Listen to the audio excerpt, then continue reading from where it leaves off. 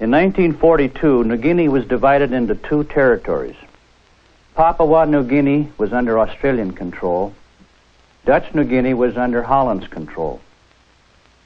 The island is over 1,400 miles long, with mountains reaching to 16,000 feet. Port Moresby was the only real village in New Guinea. It was also the only Allied base in the country in 1942. The Japanese control the entire island except Moresby from their large base at Rabaul, New Britain. Enemy air attacks on our airstrip at 7 Mile Moresby and at harbor facilities became a daily occurrence. Night raids were also common. It took the Allies 2.5 years to eliminate the Japanese from the island. General MacArthur's leapfrog tactics neutralized many of the enemy.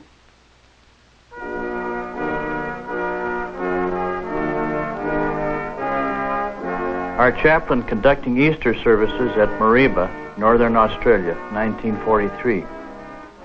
We are 600 miles south of Port Moresby, New Guinea. Our 3 fighter squadrons, 35th, 36th, and the 80th of the 8th Fighter Group, Army Air Corps, have just returned from New Guinea. These are Air Corps personnel preparing to embark on another trip to New Guinea, our third to enemy action. Carbines and barracks bags were standard with our enlisted men. A good share of these men were airplane maintenance section people. They were my responsibility as engineering officer.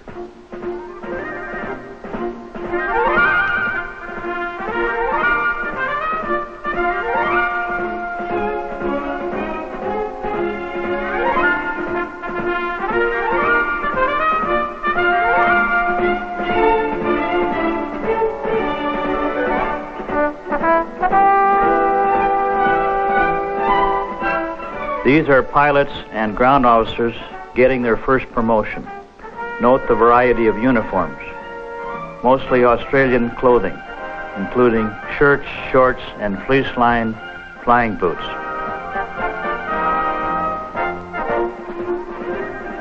Our CO, Major McNay, congratulates his officers.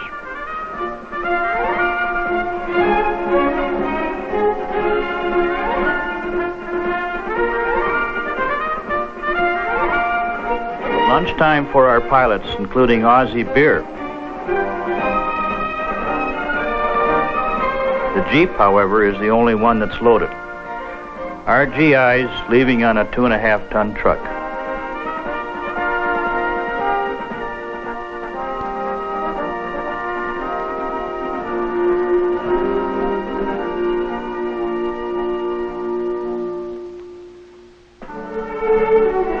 This is Milne Bay, the eastern tip of New Guinea. The coconut trees are part of Lever Brothers' plantation, an Allied transport hit by the Japs. The Aussie Army is first off. Next come our men.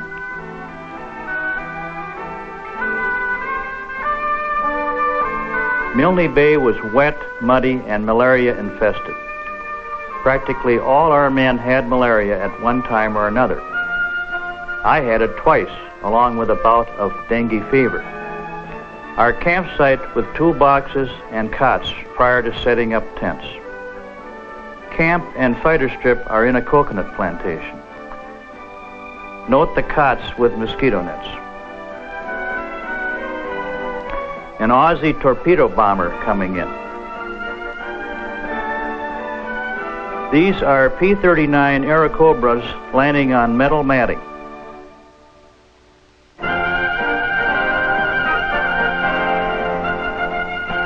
We are about to use a wing originally bound for the RAF.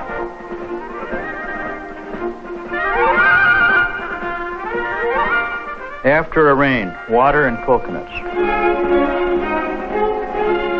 P-39's on alert. Note droppable gas tanks below belly. Dropped only on Jap interceptions. B-38 fighters landing at 3 Mile Airstrip, Port Moresby. This was a twin-engine, supercharged airplane, and more than a match for the Jap Zero.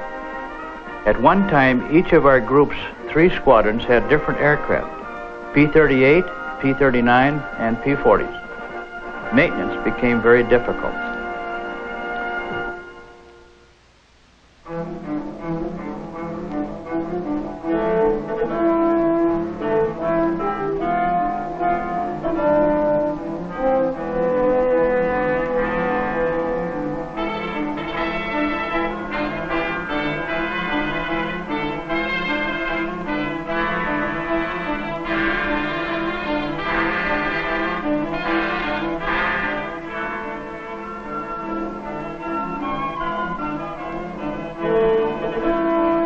We are changing a P-39 engine.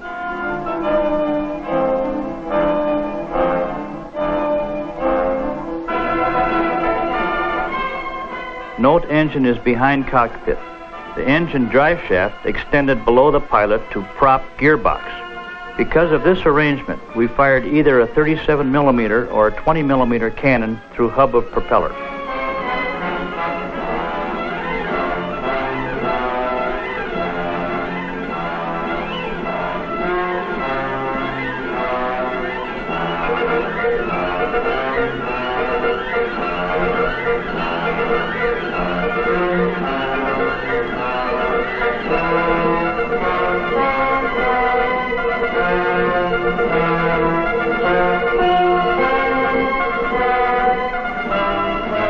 Pilots with their 45s going to chow line.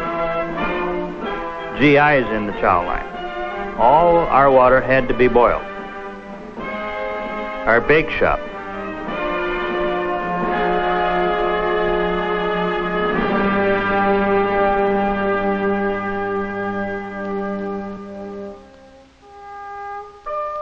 A C-47 landing on our strip. 3 young native boys.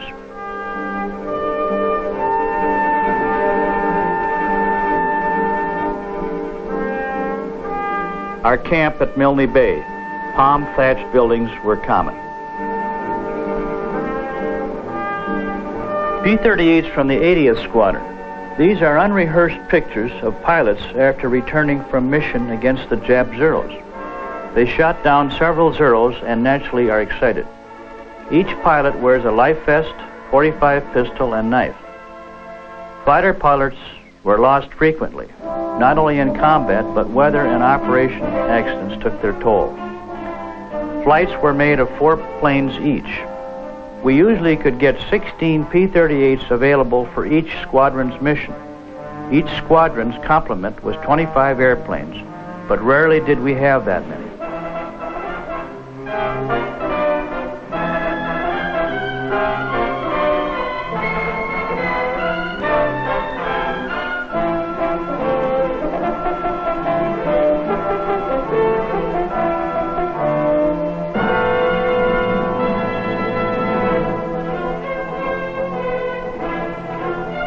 The Jap bombers hit us hard this January day in 1943.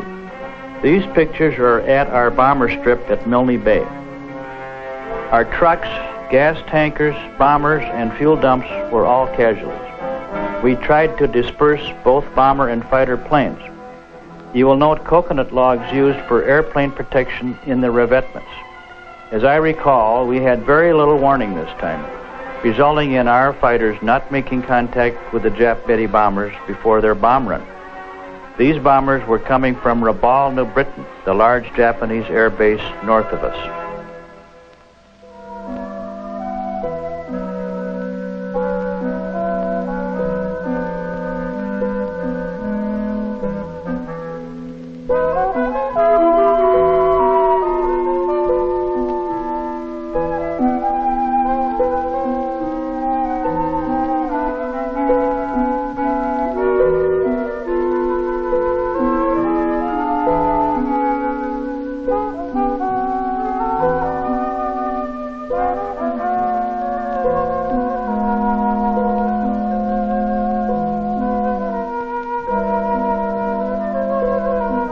This Jap tank apparently ran off the road.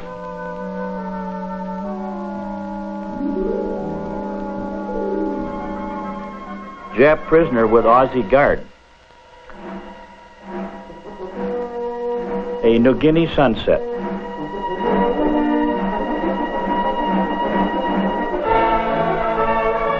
General Wordsmith, 5th Air Force Fighter Command General, is decorating officers and men of the 36th Fighter Squadron at Milne Bay. The presentation is right on our airstrip in the coconut plantation. Clean, long-sleeve shirts and long pants are the uniform of the day.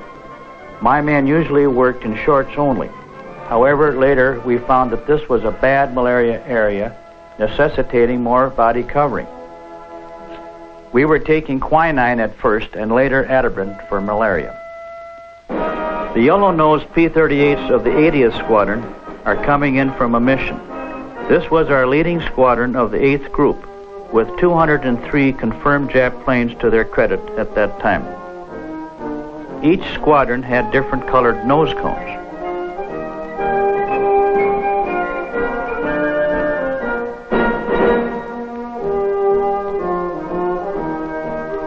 This is the result of Allied bombing and strafing at the Jap air base at Lae, New Guinea.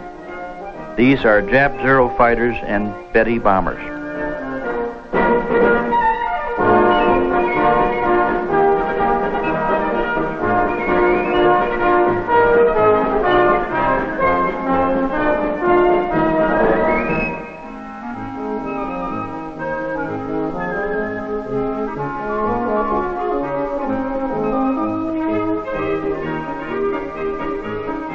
General Kenny, Allied Air Commander, Southwest Pacific Area, is decorating our pilots and personnel at 3 Mile Airstrip, Port Moresby. Camouflage and sandbags protect building and background.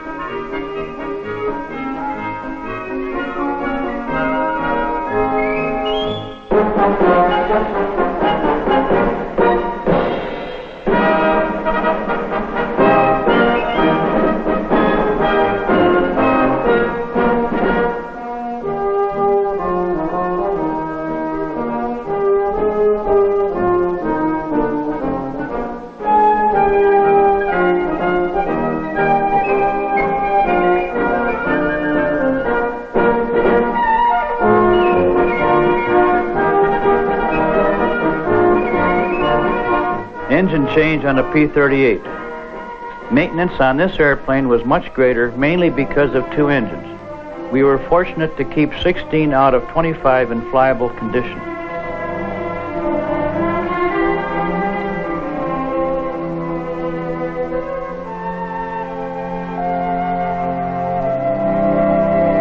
All our aircraft carried droppable gas belly tanks. The 38s, 2, one for each engine.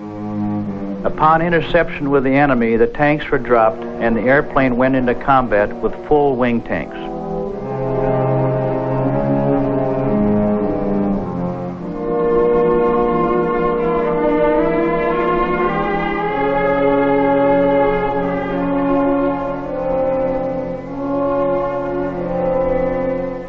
Upon completing a flight, each pilot makes out a maintenance report which the crew chief receives and turns over to the engineering officer. Each crew chief is responsible for his airplane only. This is a young native boy at our Milne Bay camp who has been asked to knock some coconuts down for us. Apparently he knows how to climb the tree.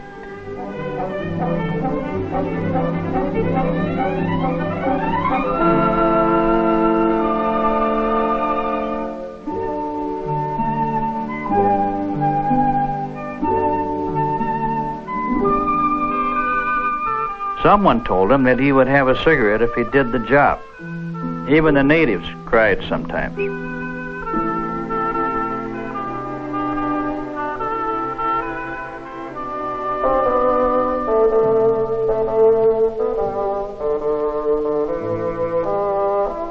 Notice the GI shirt and officer's insignia on the boy.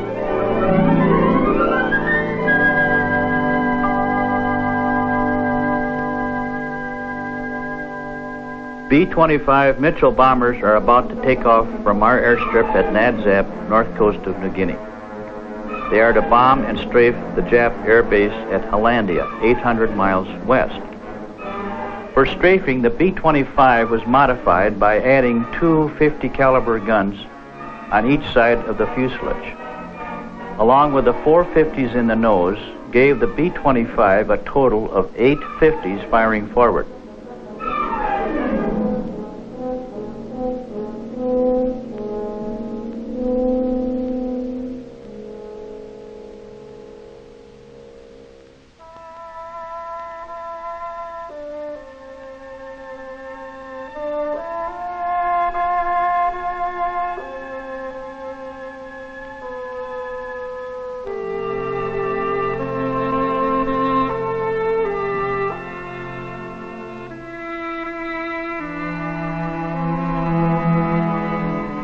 In our almost 2.5 years in the Pacific, our camp at Cape Gloucester, New Britain, was the muddiest and wettest. The rain averaged about 2 inches a day for 3 weeks. I don't think we flew over a couple missions during this time. We had plenty of fresh water off the tents. Mosquito nets on every cot were a must everywhere we went. Most of the time was spent in the tents except for chow or latrine business.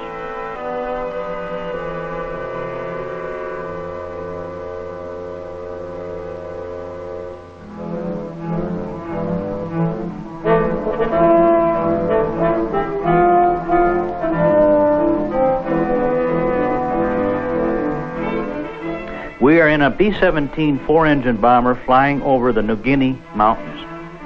Jungle was everywhere and no roads. One of our pilots bailed out 3 miles from our airstrip one day and barely made it back between the mosquitoes and the crocodiles. He was bitten by one.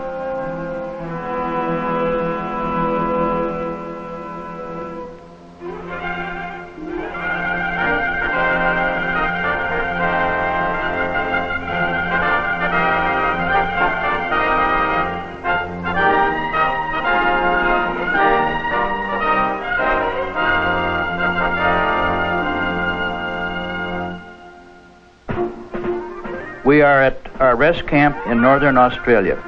The officers are playing the enlisted men.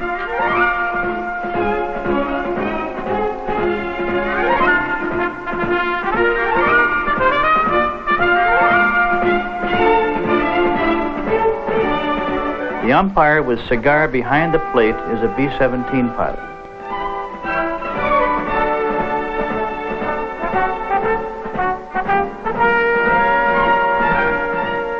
P-39 pilot that has had a few beers.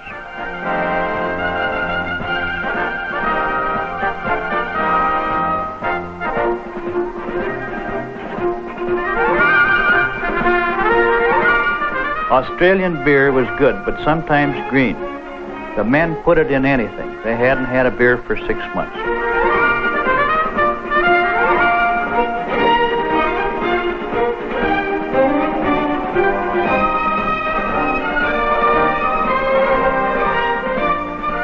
I am flying in a PBY Catalina airplane. This aircraft was used for observation and rescue work.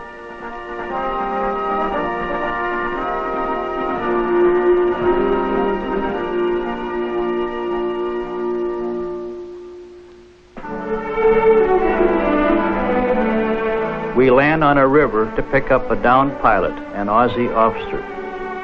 They are rowed to plane by natives in their log canoe. The hatless pilot is real happy to see us.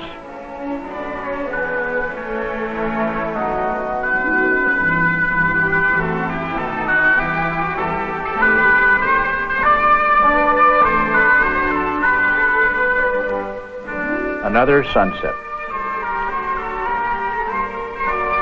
P-39s landing in Australia. These planes were built by Bell. They were heavy, well-built, but underpowered at high altitudes due to lack of a supercharger.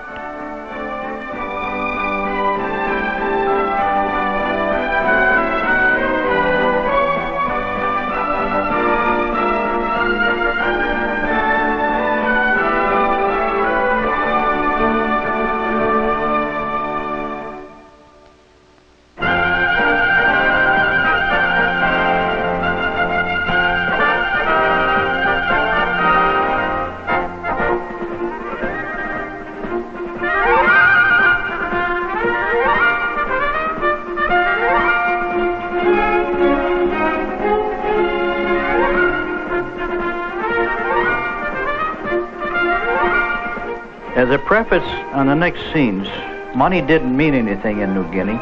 Everything was barter. The film that I used to take these pictures came from Air Corps Supply. The price was usually 4 rolls for a bottle of gin or whiskey. We are landing at 6,000 feet in central New Guinea. Many very primitive natives are here. An Aussie captain runs a native hospital. The airstrip and the landscaping were all done by the natives. 1 shell for a week's work.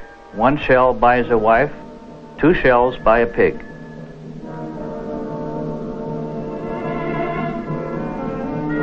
The rare exotic birds of paradise are used for headdresses in native ceremonies. We went out one day and shot the birds with bow and arrows.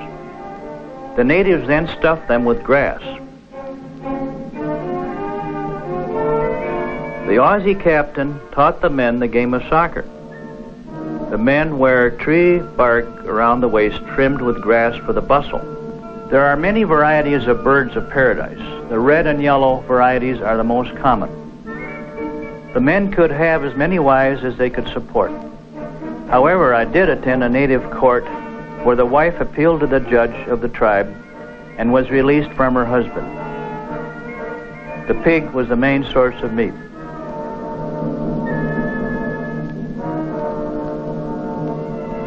We visited a remote native village where the natives had only seen one white man before.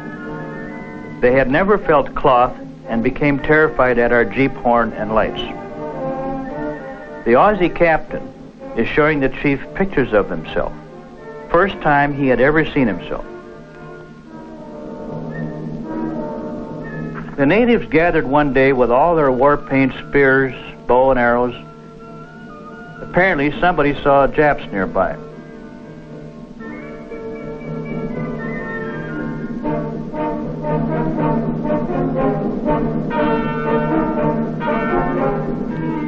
The native interpreter is advising the chief where to go to head off the Japs.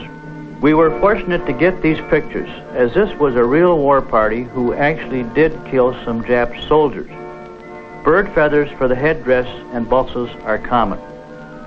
A beautiful sunset ends our experience.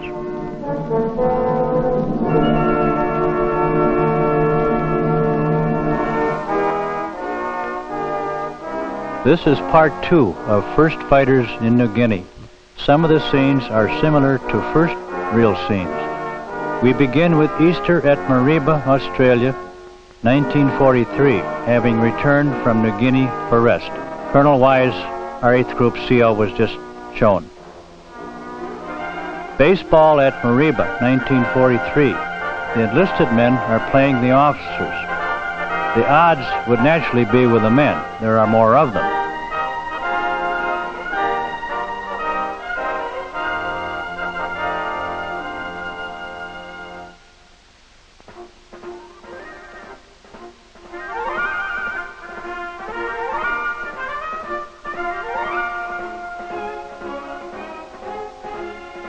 The men are at bat at that point, now the officers.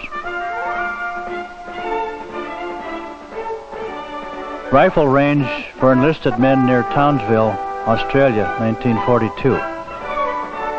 Each enlisted man was issued a rifle. The only practice they had was when we returned to Australia from the combat zone in New Guinea.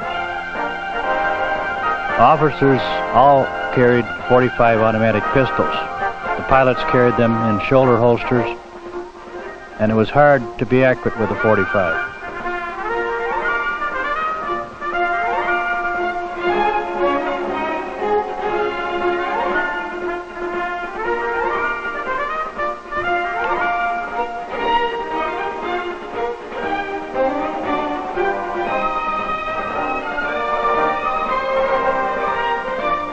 A miss at the target is signified by the back and forth paddle. We called it Maggie's drawers.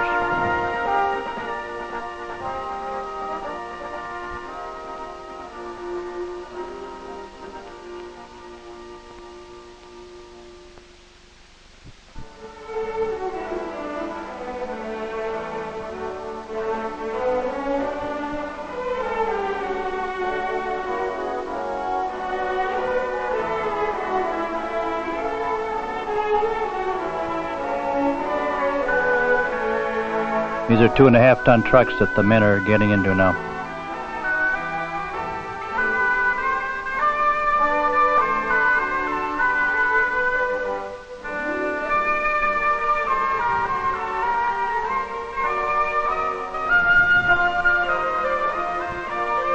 The first officer at the pistol range is Lieutenant Mainwaring. We called him Bourbon Danny.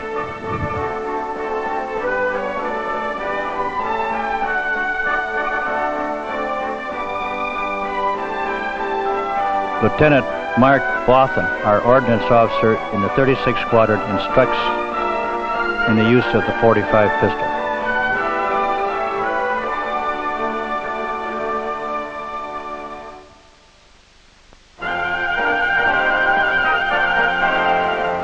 The shirtless officers are Lieutenant Fred Taylor with cap on the left and Lieutenant Welch on the right.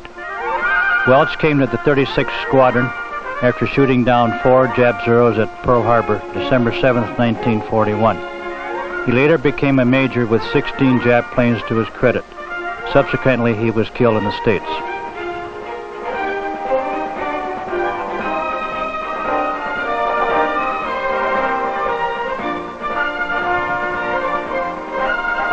These are 36th Squadron pilots and ground officers at Townsville. Lieutenant George Ricker puts an appearance as we end the camp scene.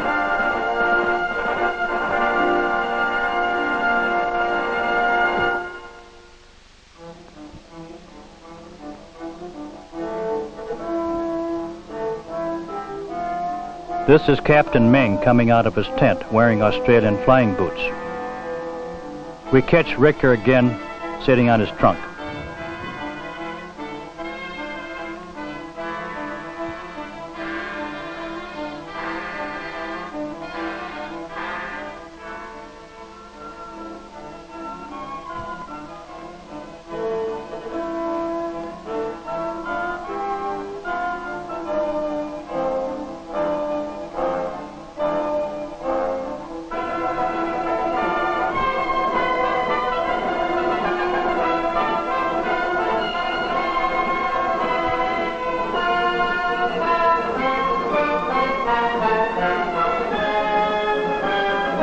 We continue with camp scenes with enlisted men and officers. Sergeant Cascarella reads the orders prior to our embarkation by boat to New Guinea.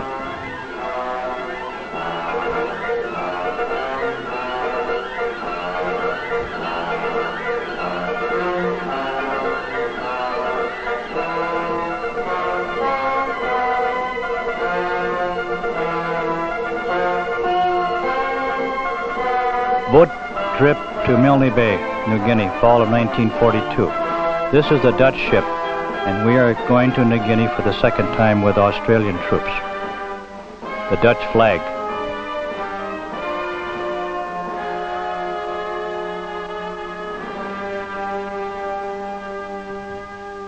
A gun drill is now put on by the Australians.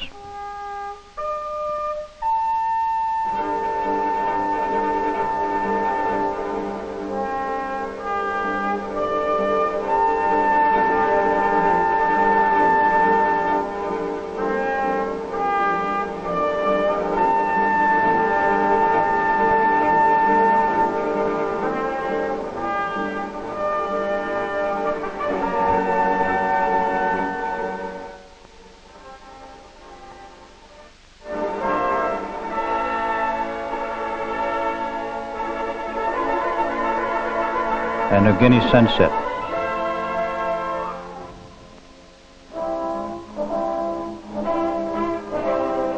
These are Aussies and Americans leaving our ship at Milne Bay, the far eastern tip of New Guinea.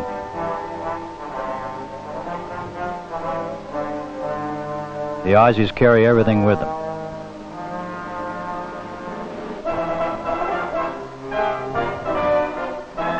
This is an engine change on one of our P-38s.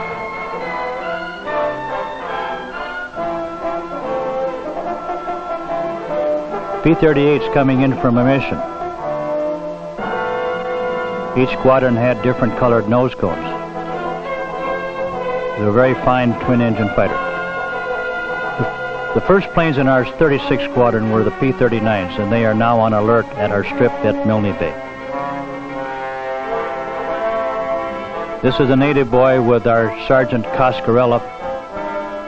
He used to climb coconut trees for us for cigarettes.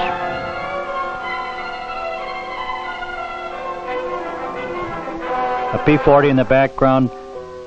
These are natives at Mount Hogg in New Guinea. A beautiful area, 6,000 feet up in the mountains.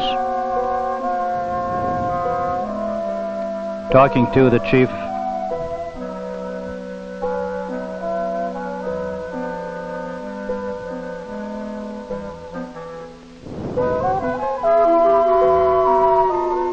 These are very wild, primitive natives at this point. These are natives on an island near Port Moresby, where we sometimes visited in native canoes. All these natives are very friendly and cooperated much with our service people. Port Moresby was the first American base in New Guinea. We were there as the first 2 American squadrons in May of 1942.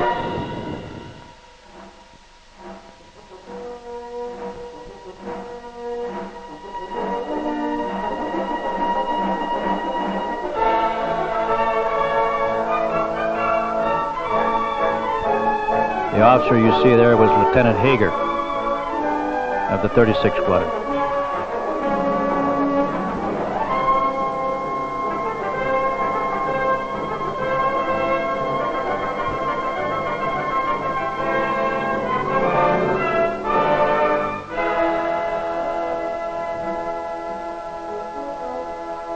All the people on this island lived above the ground in their thatched accommodations.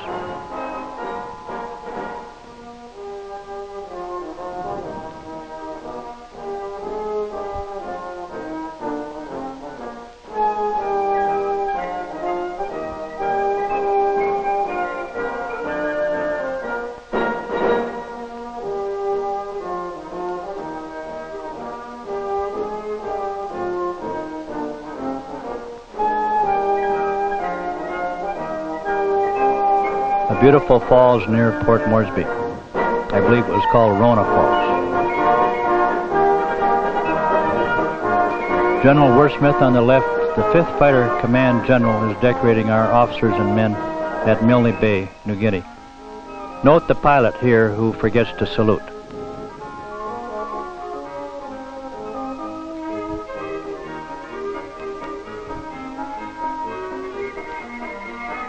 Our 36th Squadron doctor now is being decorated.